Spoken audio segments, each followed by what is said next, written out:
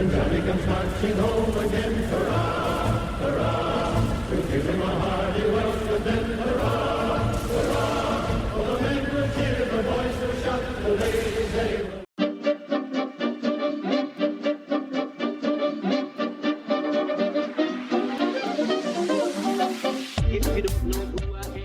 Hello everyone, hope you're doing well. Today it's time to get back into the economy changes and have a look at the ground vehicles, the land vehicles, the sea vehicles, and the helicopter vehicles for the Americans. So let's get into it. The M3 Stuart, M3A1, M22, and M5 and M24 all have negligible changes.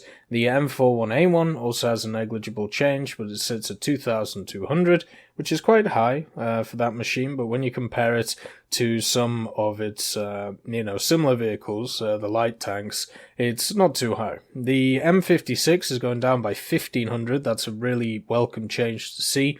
One of the things that when I played those vehicles, the M50 on toast, the T92 and the M56, for me, the M56 was the weakest out of the three. It was the easiest to kill from the air. The speed wasn't that much different between it and the T92. It doesn't have the killing power of something like an Ontos. And when it comes to actually scouting, I actually prefer the T92 just because the gun is a lot better from the side. The autoloader is a lot quicker. And also it's a lot less bouncy, and I'm able to get into nicer positions with the T92. The M56, I think a lot of people think, is a really cool sneaky breaky tank, and that's true, and it also means that you can get some nice highlight reels from it in the form of, like you do with the ASU 50, is it the ASU 57? The little paratrooper machine, but overall it's not as efficient as something like a T92. So to see it now lower than the T92 and also the M50 Ontos, I think is good. I think now there is a reason to use it, where before there was no reason to use it over the T92. Now the T92 has gone up by 440. Something that really surprised me about it is that its stock grind is absolutely abysmal. This is helped out by the scouting ability, but it's still awful. And that means that the repair cost that it has now, 3,500, can be incredibly daunting to an individual. The only thing I can let you know is once you get it upgraded, get all of the modifications for it, it's an amazing machine. It's really good. The shells that it gets may not be the best, but you should be flanking and spanking with it. The autoloader is as good as the French autoloaders, just put that into perspective, and it's also low to the ground, and it's great for scouting, which is what you should use it for. The M50 Ontos is now down by 1,680. So now all of these machines are a lot closer in repair cost, meaning that you now have a choice between them instead of just looking at the repair cost and being like, oh well, I don't want to play the Ontos because it's 2,000 more than the T92. Now they're only separated by 80 silver lions. So overall, the Ontos, what you're getting is more killing power, but you're getting less of a scouting role, and it basically means that you have to play this thing a lot more offensively, and some people like that. I personally prefer the sneaky breaky, let's get around the flank, but with the Ontos, you can do that, it's just not as effective as with the T92, and the guns on it are just so much better though. Like, the amount of games I've had with 5 or 6 kills with the Ontos have been pretty good, so it's nice to see it get its repair cost reduced. The Sheridan's repair cost, just to show how, it's not doing well, is the good old Sheridan. It sits at 2,100. So to put that in perspective, that's lower than the last 4 light tanks we looked at. So the Bulldog, the M56, the T92, and the M50 Ontos. There is no reason to take the Sheridan. It's another one of these, just like the Bulldog, way too big for a light vehicle. and its gun is not that effective when you compare it to the other stuff that has been added. Power creep has definitely hit the Sheridan hard. Even when it first came out, it had troubles with the ATGM not firing straight. So overall, it came into the game as a pretty useless tank, and it has now left the meta as a pretty useless tank. The M2, M3 Lee, M4A1 and M4, they all have negligible changes, all in the 2 digits. The same with the Sheridan as well. It's just kind of surprising looking at the repair cost of it. The M4A2 is down by 500. This isn't really a surprise.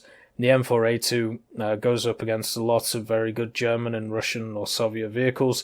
And the 76s, the A1, A2 and A3, they all are negligible changes of 100 to 170, so they're staying about the same.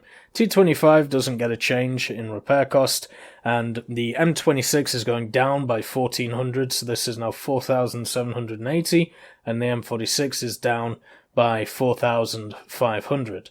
So both of those going down. Also the M47 going down by 2,800, M48 going down by 1,400, M60 going down by 170, so not that much of a change. The AOS is going up by 1,500, and the Rise P is going down by 1,060. Just to put this into perspective, a Rise P now costs less than a T92 or an M50 Ontos. Crazy, isn't it? Absolutely crazy. So, anyway, this is a big, well, I suppose you'd call it buff, or this is a big change to a lot of the medium tanks that the Americans get in rank 4, and it's a welcome change in rank 5 and 6 as well.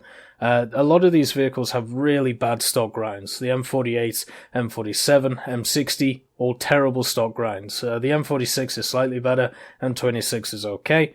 And what this means is you can be put off by the high repair costs because you're losing money until you get to the point where you have the modifications that are actually useful in using the vehicle. The Rise P is in an awful state in the game. That's why its repair cost is the lowest of the bunch, if you actually look at it across the board.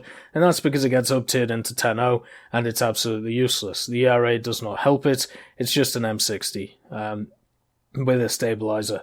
It would be much better to see some other versions of the M60.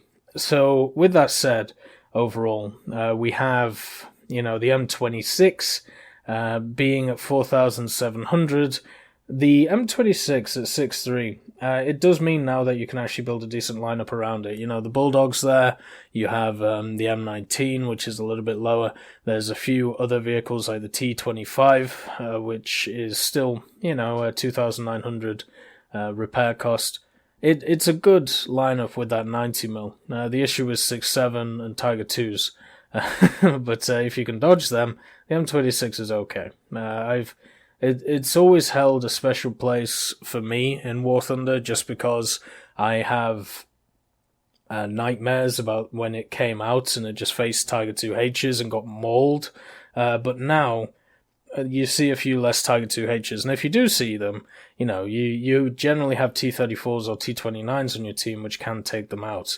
The M46 getting lowered is a good thing. That's another vehicle which stock is a struggle. Fully upgraded is really good. It's got a lot of speed behind it. Heat FS is great. It's got the basket for style points, even though it doesn't work. And overall, it's a machine which fully upgraded is good. M47 getting dropped by 2,800. Still 5,600. It's the highest of this bunch of mediums. I personally would... I'm very sad. It makes me very sad that this thing is so high. I don't understand why it's 5,600 worthy. I think it's just a machine that is not very good. It's one of the most beautiful machines in game. I have a lot of fond memories of watching the film Battle of the Bulge, where M47s were dressed up as Tiger 2Hs, Tiger 2s, the new Tiger tank, as said in the start of the movie. But in the game, stock, it's not good. Fully upgraded, it's serviceable, and overall, it's just not a vehicle you really want to take onto the battlefield, so that's a bit odd. The LVT is at 0 repair cost since it's a reserve. The M8 is negligible change. M4A3 is going up by 150, so it's at 1200 now. This is the M4A3 105, I should say. M4A3 105 is a lot of fun. If you've never used it, I would say go out and give it a go. Simple as that.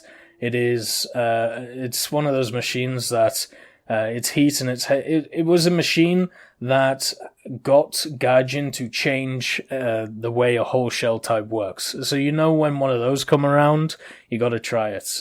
When the M4A3 came out, it came out when the American tree came out, and it was one-shotting Panthers through the turret with its HE. So, yeah, HE got a rework because of the 105. Heat, I believe, also got a rework in part because of the 105. But overall, if you haven't tried it and you've just missed it, give it a go. It's a lot of fun. 1200 repair cost. It's still okay. It's a little bit more than some of the Shermans, but overall, it's fine. The M6A1, negligible change. The M4A3E2, negligible change. It's at 2,700, so it's a little bit high, but I mean, it's a very good tank. It's very bouncy, so you normally make that money back, no problem. 76W, negligible change at 3,000. T26E1-1. Since the AP buff, and I believe it also got a model buff, the T26E1 is now going up by 1,640. So somebody has been using it to great effect, and it's still only at 5,000. So, it's still less to repair than the T34 and the T32. And the reason for this is because those are just better machines. When the T26 came out, the first thing I said when I looked at it was, why would I take this instead of the T34 or the T29? What is the thing that's going to make me want to use this? And it turns out nothing. Nothing is going to make me use it because it's an inferior vehicle. So, even though its repair cost has gone up, it isn't as much as the T34, which isn't surprising. And this just makes it harder for the vehicle to be used, even though it's inferior to others at its BR in its own tree. The T34 this is the heavy tank. It's actually going down by 2,880, so that's lovely to see. It's down to 6,380. It is a really strong tank with weak spots on the front. It's always nice to see them get lowered, right? It seems like the heavy line is getting lowered across the board.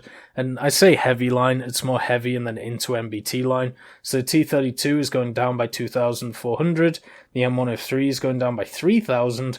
The T95E1 is going down by 3,000. The XM803 down by 2,500. The MBT70 is down by 490. And the Abrams is up 1,450. But the M1IP is down by 5,700. So, yeah, mostly positive. So, if we have a look at these, what we see is the heavy tanks are getting decreased by a lot, apart from the T26, which was crazy low compared to all of them anyway. And then the support tanks for the Abrams, the XM803 and the MBT70, they're both going down to crazy low levels. The MBT70 now to repair is 3,820. Just put that in your noggin. It's kind of crazy. And now the M1 Abrams and the M1 IP have very similar repair costs. So the Abrams has gone up to 11,000 and the IP has gone down from 17,000 to 11,500. So overall, about 300 difference between the two. And I think this kind of represents the difference between them, which is incredibly small. The turret armor is pretty much negligible. If we look at each of the Abrams, most people don't shoot them in the cheeks, and if they do, they're doing it wrong. So the difference between them, they should have very similar repair costs. Now, we can argue whether those repair costs are too high or not, and I think, yes, they are slightly too high. 11,000 is crazy for a tank. And that's 22,000 if you lose both of them. They both should still be lowered, but now it makes a bit more sense. Now, instead of the difference between them being 7,000, the difference between them is 300. So I think that is a step in the right direction. The M13 is not changing. The M16 is going up by 140, and the M15A1 is not changing. The M19 is going down by a bit, but not a lot. The M42 is going down, the M163 is going up by a little bit, and the M247, the Sergeant York, is going down by 820 to 1500. So the repair costs for the AA vehicles are incredibly low. Incredibly low. The M2A2 is negligible change, which is the same along with the M3, M10, and M18, and M36. The T95 is going down by 600, so it's now down to 7,000. For me, the T95 being at 7,000 is way too high. It's higher than all of the other rank 4 tanks, and even rank 5, and even... the T95 might be a rank 5 now. We're talking about the tank destroyer here. But anyway, it's higher than the rank 4s, 5s, and some of the 6s. The only thing it is lower than are the Abrams. Just put that into perspective. I understand it's got a very strong front, and a lot of people bounce a lot of shots off it, but if you know where to shoot it, you can easily one-shot the machine. You know, the cupola hit, or if you've got heat, it's not hard to kill, so I don't think it justifies 7,000 repair costs. Even though it's gone down by 600, I feel like it should go down by a bit more. The M60A2 is actually going up by 1,500, so it follows its brother, in the M60A1 AOS, and now they are very similar prices. The M8, negligible change along with the M8A1, Grant, and LVT A4. The M4A5, here we go, negligible change, and the M24 negligible as well. The M4A5 I would say is quite expensive if we compare it to a lot of the other machines, but it is a premium, so it should be able to bring that back. The M24TL is a Thunder League vehicle. The only difference between this M24 and the others is the skins that it can get, and also the fact that it gets APCR. The M18 Black Cat, negligible change. The Calliope, negligible as well. The Calliope repair cost is so low for what it is. The M26 T92 has gone up by 870, so it's at 3,000 now. Quite expensive for that, but you should easily make that back. The Super Hellcat, T29, and T114 are all getting slight changes, but nothing major. The T29, what's interesting about that, which is here, it sits at 3,170. If you compare that to its standard tech tree equivalent, the T34, it's half the price, showing the advantages of having a premium vehicle. It's not just that, you know, you get more rewards, it's also that you pay less for them in the long run as well, and this will be exasperated by the XMs once we get to them. The T54E1 is... the T54E1 is going up to 3,210. The ones I've seen so far have done really well. I haven't personally been able to get my hands on one, so I'm not entirely sure how good it is. The ones I've faced, though, they do have the nightmare that I thought would happen, where they have the crazy bouncy turret, and if they're hulled down, they can be really annoying to deal with. So yeah, 3,200 doesn't really surprise me. It's one of the most expensive premiums that there is to repair. The XM1 GM has gone up by 680, and the XM1 Chrysler has gone down by 330. These two machines are very similar, but the Chrysler is slightly worse, or at least it should be slightly worse than the GM. So seeing the changes in repair cost, the gap between them, they both started at 2,310. Now the GM is at 2,990, and the Chrysler is at 1,980. Now, overall, I can definitely see that, you know, the XM1s are still going to print money very easily, but the gap between them may get a few people annoyed, saying, why is there 1,000 silver line gap between two machines which are very similar? And I can understand why. I talked about, you know, in the plane bit where it's very odd that the P47s are so different, and this to me is just, it has to be a player skill thing that is controlling this, because the differences between the GM and the Chrysler, even though there are differences, you cannot say that they are big enough to be able to be that different. Like, we're talking about a third of a price here, you know, to put it into perspective. The M2A4 and M3A1, 1st Army and USMC, negligible changes. The M5A1, 5th Army Division, 310 down, so that's good. The T18E2 is going up by 810. The T18E2, is it the Boarhound? You know, the Big Daddy? 2,580 in repair. That's quite expensive. That's the same as a Super Hellcat, just to put it into perspective. That's more than an M36. That's more than an M163, just from the ones I can see.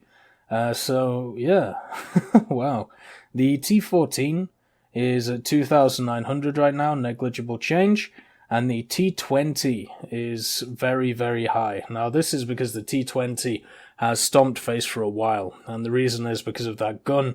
It's very, it's not that quick of a tank, but it's quick enough, but the gun is quite stable, and it packs a big punch at its BR, so 4,000 repair cost is not a surprise. Cobra King, 3,460, respectively, and that just means, there's no real change to the Cobra King.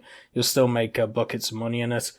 The T28 did not change at all, 3,040. Once again, more than half, less than half the price of the T95. The other three, the M26E1, M46 Tiger, and Magak 3, all have hardly changed, and the only real thing to take from that is they have been lowering premiums. It looks like the majority, and then a few of them they're bumping up quite a lot. Let's get on to the ships for the Americans. So the Elko, I'm just going to read a bunch of ships, and these are going to be negligible changes, okay? So, Elko 77, Higgins 78, Elko 80, 80-foot Nasty, 110-footer, 165-footer, Elko, Higgins, Elko 80, 89-footer, and Elko 77. So pretty much rank 1 and rank, or at least rank 1 and then early rank 2, all stayed pretty much the same. The ones which come in to have a difference are the PGH-2. This is the hydrofoil for the Americans. It's up from 4,400 to 6,600. I personally have not seen these do that well, so I'm wondering who's running around and annihilating everything. I do need to see more replays and stuff of them, though, and play against them more to be able to understand, how they are doing so well. The LCS, since its recent BR change, it went up by, I think, a whole 1 BR, which would be quite a shock to some people, but to people who play a lot of ships, not a shock at all. It was a monster. Now that it's got its BR increased, it is now going down by 5,960, so the biggest change that we've seen so far. It's now down to 12,000, so it's still really expensive to repair, but for the amount of firepower it has, I think it's completely fine. Just to put it into perspective, it is nearly double as much as the second most expensive ship, which is the Asheville. The Asheville is sat, once again, reduced by 3,000 at 7,570. So it's kind of crazy how expensive those two machines are. The Clemsons and the Farragut and the Fletcher, the Clemson and the two Clemsons and the Farragut have been changed, but not by a lot, 340, 240, 840 respectively, so that shouldn't really affect them too much. The Fletcher has been upped by 2,030, so that must be the one which is doing well. And then the USS Trenton, the larger ship, has been knocked down to 5,600 repair costs. Now, with OBT coming soon for ships, these are going to make a big difference. This should be the last economy change when it comes to repair that ships get, before they are actually released to OBT. So that is something to look forward to. The 58-footer, negligible change. Elko 80-footer, negligible change. The Benion, negative 200. And the Cowell, plus 770. So overall, with the ships, the three main takeaways are the LCS, the PGH, and the Asheville. The PGH being the hydrofoil, the LCS being the one with the 440s which knocked around the whole of Rank 1 for a good few months, and the Asheville being the second most expensive. Now onto the helicopters as just a nice little addition. The helicopters have mostly been reduced, and I think this is a good move. The reason to reduce them is to get more people playing them. Now that more people have the helicopter stars, it would be much better just to get the repair cost lower, so people have more access to them, and they're not just bleeding money. So the AH-1G, UH-1B, UH-1C, and those three. So the AH-1G, UH-1B, UH-1C are all down by around about 4,000 to 5,000 silver lions, and that means that their costs are ranging from 7,500 to 9,000 instead of the place before where they had all equal repair costs, 12,400 and 12,816 for the three vehicles. So with this, we have a 500 repair difference between the vehicles, which makes more sense, to be quite honest. Now that we look at them, they have different BRs, they play differently, and some have ATGMs and some do not. I would actually advocate for lowering the H1G even more in ground realistic. Once again, I do think there should be an argument for different numbers between the battles. What I mean by that is even having a different repair cost between ground realistic and air realistic for something like a helicopter. The AH-1F is going up by 4,000, so it's at 17,000 now. Crazy sauce. The AH-1Z is up by 1,100, so it's at 13,000. The AH-1Z and the AH-1F, they have a 4,000 repair cost difference, but the 1Z is the superior aircraft.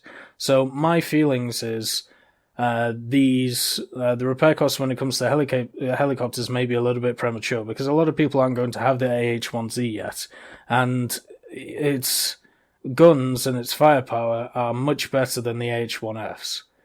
So seeing it be 4,000 less than the AH-1F is very, very surprising to me. The last one, the premium, the UH-1C XM30, is sat 3,000 lower than what it was before. So overall with the helicopters, unless you're looking at the H1F and the 1Z, they've dramatically gone down.